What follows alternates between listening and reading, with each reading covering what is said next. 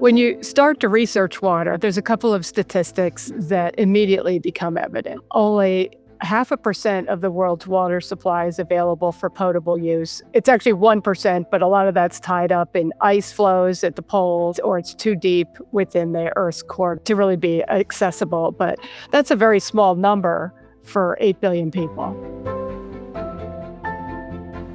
There was one particular event that really underscored for me the need to conserve water and how frequently we waste it and we don't even know it.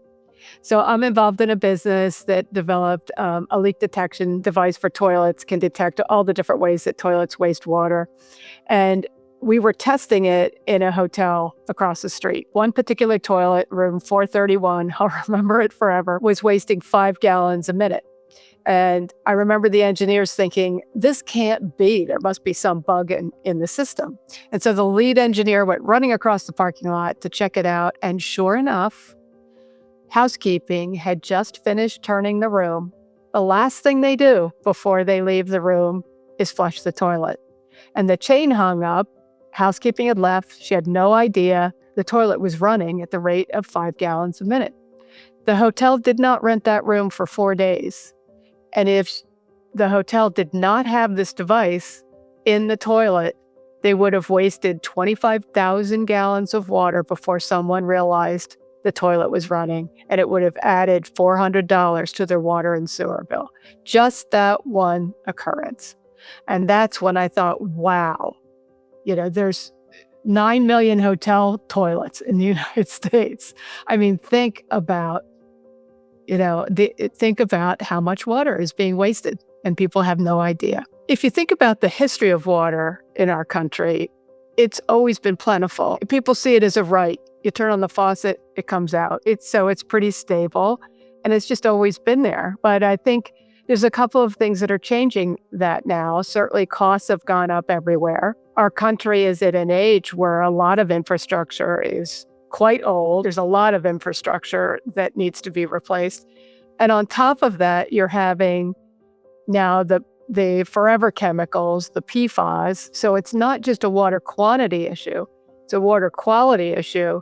And even though water utilities didn't cause the PFAS problem, they're being regulated to fix it. And that's another reason why some of these municipal systems, they don't have the money to deal with these forever chemicals. And so they're selling the systems. So all of this is making water more expensive. In our area, it can be almost $50 per 1,000 gallons for water and sewer. That's 3 times the national average. No, not quite. Almost 3 times the national average. A lot of it has to do with the aging infrastructure. I'm seeing a trend, and it's amazing the percentage of the United States that's now in at least moderate to severe drought. Sometimes it's 40 to 60%. And it's not just in California or just in Arizona. And it rotates throughout the year. But for instance, right now, a good part of southeastern Pennsylvania, which we're known for having water, and lots of it, is now in moderate to severe drought. But it's amazing how much the United States, which is considered having abundance of water, has these issues. The other thing that amazes me when you start to look at it is the little things that we do that waste water. We don't think about it. Leaving the water on when you brush your teeth, taking a 30-minute shower, double flushing if you don't need to, not fixing toilet problems, and not fixing the leak in the shower. In this country, water hasn't been that expensive until recently. And so the pain point to conserve water hasn't been there.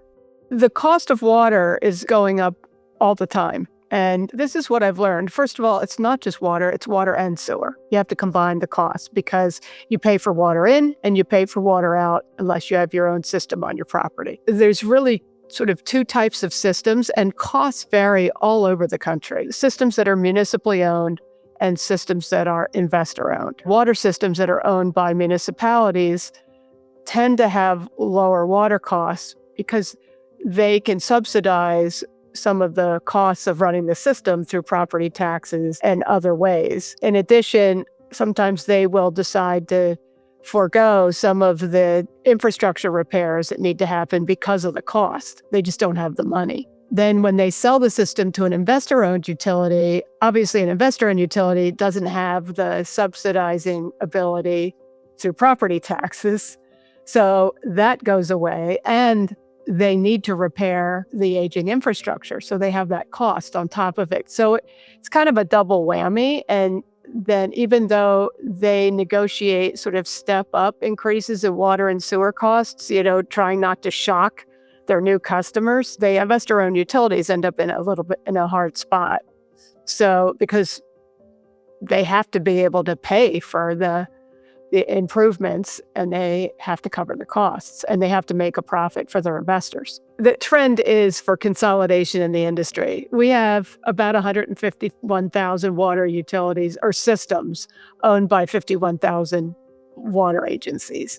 So that's a very fragmented industry. And for a municipality, oftentimes they're looking at the cost of infrastructure repair versus the price they can get if they sell their system. No elected official wants to raise taxes.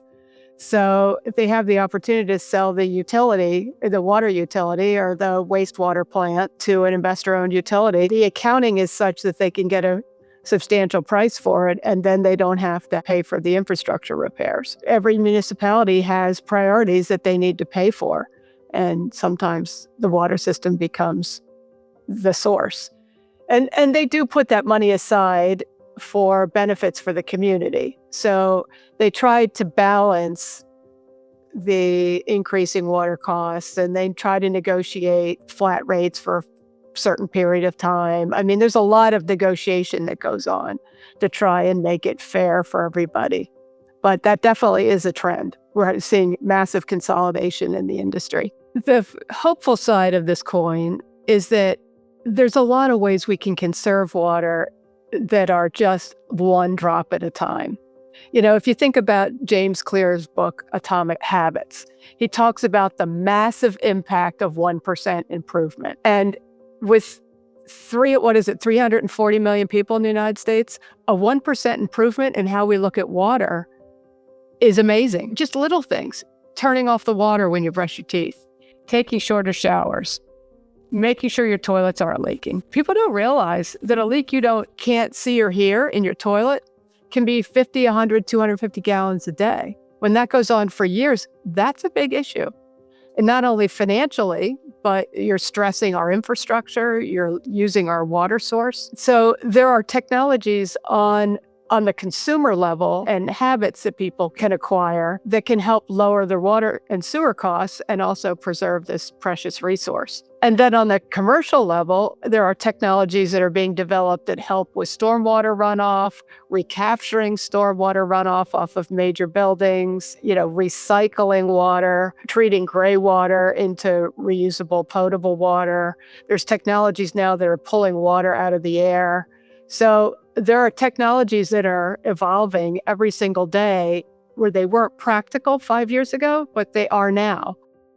We have a real opportunity here to conserve and become very wise water stewards in this country. Other countries are far ahead of us. Certainly Europe is, the Middle East is. They've had water shortages for a long time. And they're just much more aware of environmental stewardship in general. And some of the technologies that have been invented overseas are now starting to come into our country. And then there's innovators here that are developing technologies that everyday consumers can use that can help decrease their water bill and help them save water. So there's all kinds of technologies now.